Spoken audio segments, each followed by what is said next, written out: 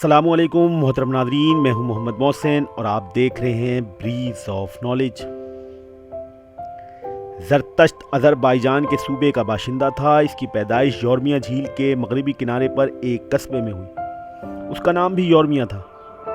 اس کا عہد شباب تنہائی اور خلوت گزینی میں بسر ہوا۔ اس وقت وہ ہمیشہ غور و فکر میں مصروف رہتا۔ اس اثنا میں اسے خواب میں 7 مرتبہ بشارتیں ہوئیں، جس کی بنا پر اسے یقین ہو گیا اسے اللہ تعالیٰ نے پیغمبری کے منصب پر فائز کیا ہے، اور اس نے اس کا اعلان بھی کر دیا۔ ابتدائی طویل سالوں میں اسے بہت کم کامیابی حاصل ہوئی۔ 10 سالوں میں اس کے حلقہ عقیدت میں صرف ایک شخص داخل ہوا۔ اپنے آبائی وطن میں اپنی دعوت کی کامیابی سے مایوس ہو کر اس نے مشرقی ایران کا سفر اختیار کیا۔ وہاں صوبہ خراسان کے شہر کشمار میں اس کی ملاقات وسطاسب سے ہوئی، جو وہاں کا حکمران تھا۔ یہ وہی شخص ہے جس کو فردوسی نے اپنے شاہنامہ میں گستاسب کے نام سے یاد کیا ہے۔ پہلے اس بادشاہ کے وزیر کے 2 لڑکے اور اس کی ملکہ اس کے حلقہ ارادت میں داخل ہوئے۔ درباری علماء کے ساتھ اس کا مناظرہ ہوا۔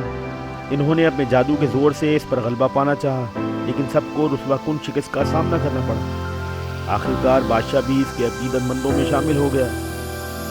گستاسب اس کا دست راست ثابت ہوا۔ اس کی وجہ سے اس مذہب کو ترقی اور عروج نصیب ہوا۔ بعض مورخین کی رائے میں وہ 1000 سال قبل مسیح پیدا ہوا، اور بعد میں 660 قبل مسیح اس کا سال پیدائش متعین کیا ہے، اور یہی قول زیادہ صحیح ہے۔ اس کی وفات 583 قبل مسیح میں ہوئی۔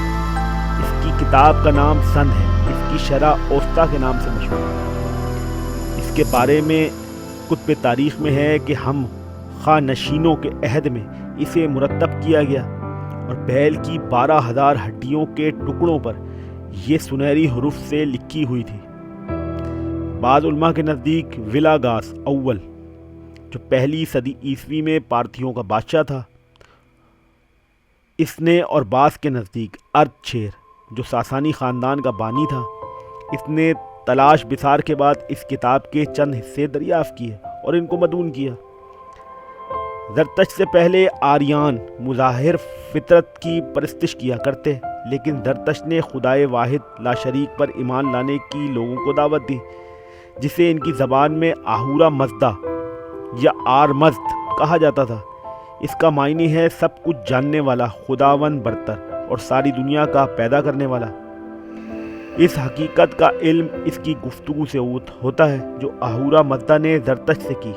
اس نے کہا کہ آسمان کو میں بلندیوں پر سلامت رکھتا ہوں، جو چمکتا ہے اور دور تک نظر آتا ہے، اور زمین کو چاروں طرف سے گھیرے ہوئے ہے۔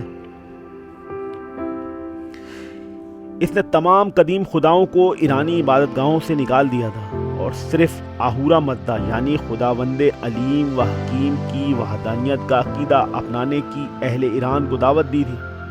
اگرچہ زرتشت کی وفات کے بعد بھی کئی قدیم خدا ان کی عبادت گاہوں میں گھس آئے تھے، لیکن ان میں سے کوئی بھی آہورا مزدہ کی عظمت و کبریائی کا ہم سری کا مدعی نہ تھا۔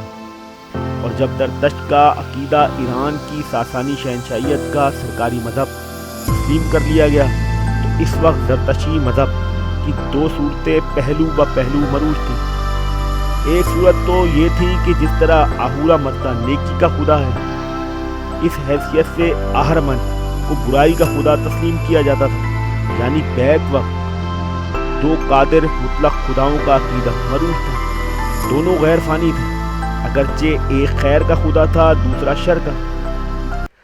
دوسرا تصور یہ تھا کہ قادر مطلق خدا ایک ہی ہے، جسے آہورا مزدہ کہا جاتا ہے، اور خیر و شر کی 2 طاقتیں مخلوقی طاقتیں ہیں، اور ہر انسان کو یہ آزادی حاصل تھی کہ چاہے وہ خیر کے نمائندے کے ساتھ اپنا تعلق قائم کرے، اور چاہے تو شر کے نمائندے کے ساتھ۔ چنانچہ اپنی ایک مناجات میں زرتشت کہتا ہے: اے خداوند حکیم، زرتشت اپنے لیے تیری روح کو منتخب کرتا ہے، جو بہت ہی مقدس ہے۔ اور زرتشت اپنے سامعین کو بتایا کرتا تھا کہ ہر انسان آزاد ہے، مجبور نہیں۔ اسے اختیار ہے کہ وہ چاہے تو خیر کو اپنے لیے منتخب کر لے، چاہے تو شر کو اپنے لیے پسند کرے۔ زرتشت کا زمانہ 618 تا 541 قبل مسیح ہے۔ جبکہ 586 قبل مسیح میں اس کی عمر 30 سال تھی جب اس نے اپنے مذہب کی دعوت کا آغاز کیا۔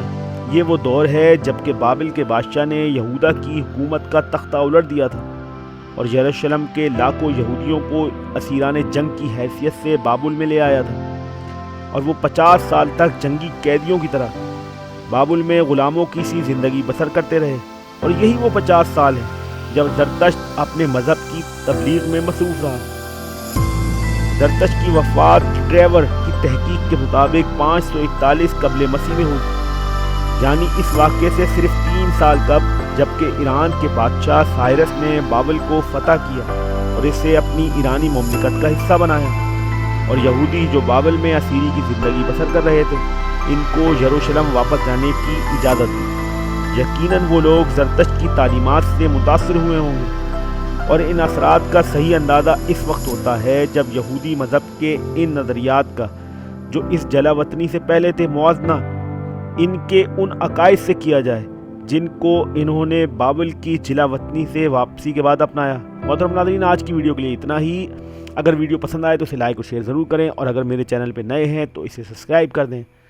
ملتے ہیں اگلی ویڈیو میں، شکریہ۔